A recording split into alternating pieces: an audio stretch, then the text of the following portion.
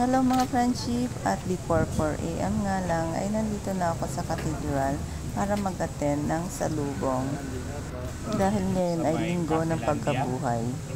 At parang first time ko nga lang maka-attend ng salubong. At ganito pala yung kaganapan dito. Sa simula ay meron munang procession or prosesyon na manggagaling sa magkabilang side ng simbahan.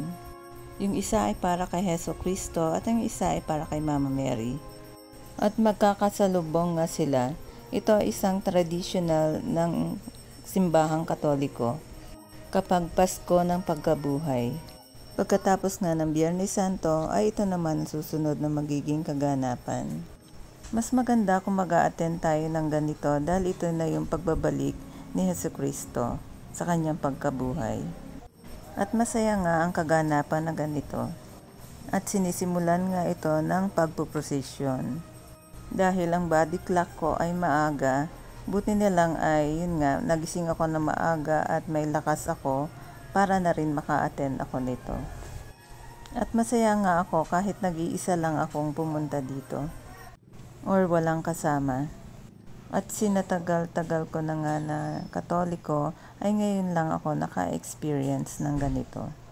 At dati nga ay nadidinig or nababalitaan ko lamang, at least ngayon ay na-experience ko na. At dapat talaga ay i-celebrate natin ito. Ayan, at panoorin nyo ang mga susunod na mga kaganapan.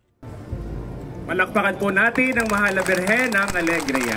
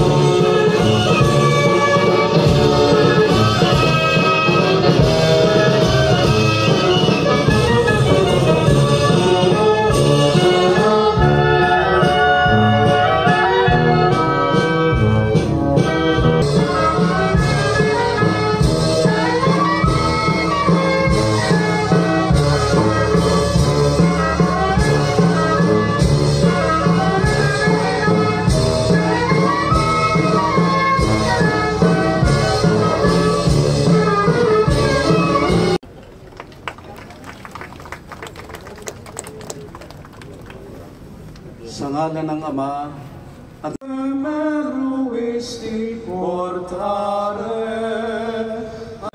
Eum Alleluia.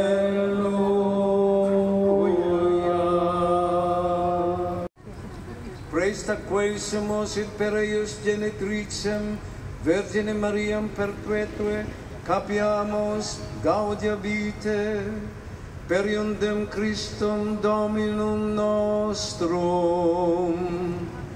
Amen.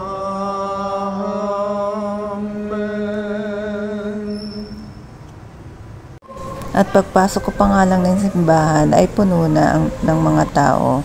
Kaya swerte ko na lang after ng magsimula ay may nagpaupo sa akin.